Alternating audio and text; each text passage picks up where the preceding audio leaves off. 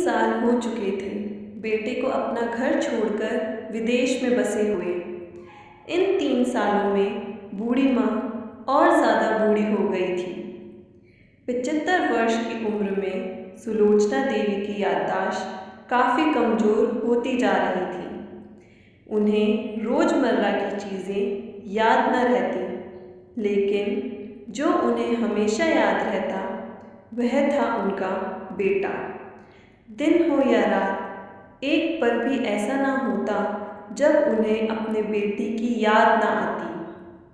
दूसरी तरफ बेटा था जो साल भर में एक आध बार अपने माँ को फ़ोन कर लिया करता और 1-2 मिनट से ज़्यादा बातें भी ना किया करता। फिर भी यह बूढ़ी माँ टकटकी लगाए अपने बेटे का इंतज़ार करती रहती। एक दिन बेटे का विदेश से फ़ोन आया। हेलो हेलो, सुन रही हो ना माँ? अनिल बोल रहा हूँ, तुम्हारा बेटा। कैसी हो माँ? मैं ठीक हूँ बेटा। तुम, बहू और मेरा पोता कैसा है? माँ ने पूछा। सब अच्छे हैं माँ। मैं अगले हफ्ते गांव आ रहा हूँ माँ, तुम्हें लेने। अब हम सब साथ में ही लंदन में रहेंगे माँ। तुम्हारी बहू कह रही थी माँ को यहाँ पर लेकर आओ, बेचारी अकेली वहाँ परेशान होती होगी, बेटे ने कहा। माँ की बूढ़ी सूखी आंखें आंसुओं से भीग गई। उनके कमज़ोर शरीर के नस नस में खुशी की लहर दौड़ गई। बेटे और बहू का अपने प्रति प्रेम देखकर माँ का मन खुशी से भर गया। बेटे ने आगे कहा, माँ तैयार रहना माँ, मुझे ज़्यादा दिन छुट्टियाँ नहीं हैं। जिस से जितने पैसे लेने हैं लेकर रखना, तब तक मैं प्रॉपर्टी डीलर से बात कर लेता हूँ घर के लिए।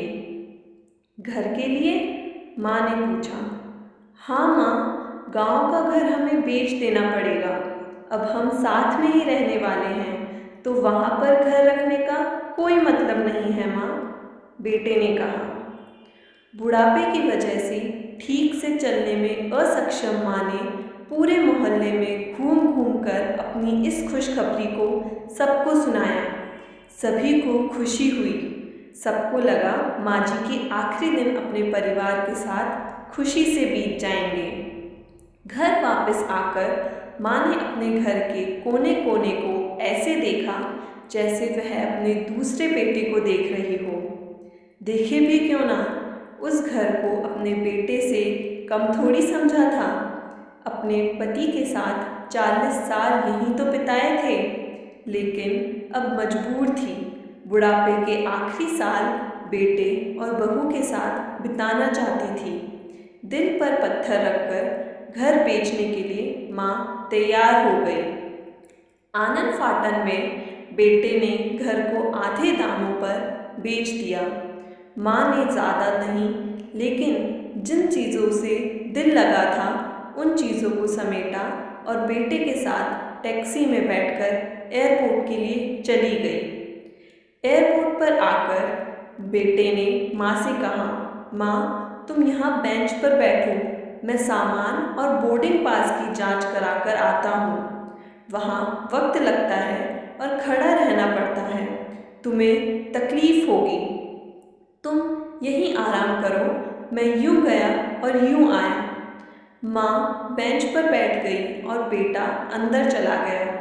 काफ़ी समय हो गया, बेटा वापस नहीं लौटा। माँ सोचने लगी, ज़्यादा भीड़ होगी इसलिए देर लग रही होगी। अंधेरा होने को आया। अब तो लोगों की चहलकदमी भी कम होने लगी। माँ को अब चिंता होने लगी। एक कर्मचारी ने आकर पूछा, किससे मिलना है माँ जी आपको?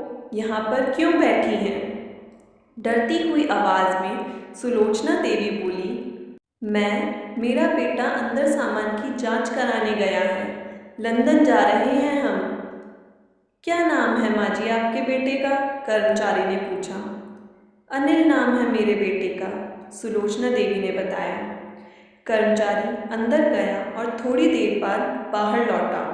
उसने सुलोचना देवी से कहा, माँ जी, लंदन जाने वाली फ़्लाइट तो दोपहर में ही जा चुकी है और आपका बेटा भी उस फ्लाइट में बैठकर लंदन जा चुका है। अब आपके यहाँ बैठने का कोई मतलब नहीं है, आप भी अपने घर चली जाइए। क्या, जा चुका है और मैं घर जाऊँ? घर? माँ की आंखों से आंसुओं के सैलाब उठने लगे। जैसे तैसे माँ घर पहुँची, जो अब उसका था ही नहीं, बिक चुका था। वो वही बरामदे में तुलसी के पास सो गई। घर के नए मालिक को उस पर दया आई तो एक कमरा किराए से उसको दे दिया। पेंशन के पैसों से खाना और किराए का बंदोबस्त हो जाता था। दिन बीतने लगे। कुछ दिनों बाद घर के नए मालिक ने सुलोचना देवी से कहा, माँ जी, आप अपने रिश्तेदारों के यहाँ पर जाकर क्यों नहीं रहती हैं? इस उम्र में आपके लिए वही अच्छा होगा।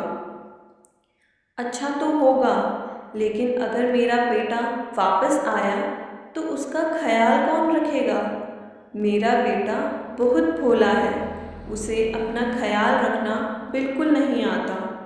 मैं कहीं नहीं जाऊंगी, क्या पता कब उसे मेरी ज़रूरत पड़ जाए, माँ ने कहा। दोस्तों, सच बता रही हूँ, माँ की ऐसी बातें सुनकर मेरी आंखों में से आंसू आ गए। किसी ने सच ही कहा है, पूत कपूत हो सकता है, लेकिन माता कभी कुमाता नहीं होती। दोस्तों, आप सभी से हाथ जोड़कर विनती करती हूँ, अपने माता पिता की जितनी हो सके सेवा करना, उनके साथ कभी बुरा बर्ताव मत करना। यदि आपको ये कहानी अच्छी लगी हो तो कमेंट सेक्शन में ज़रूर बताइए। और हाँ, ऐसी और भी कहानियाँ सुनने के लिए मेरे चैनल को सब्सक्राइब करें। जय श्री राम।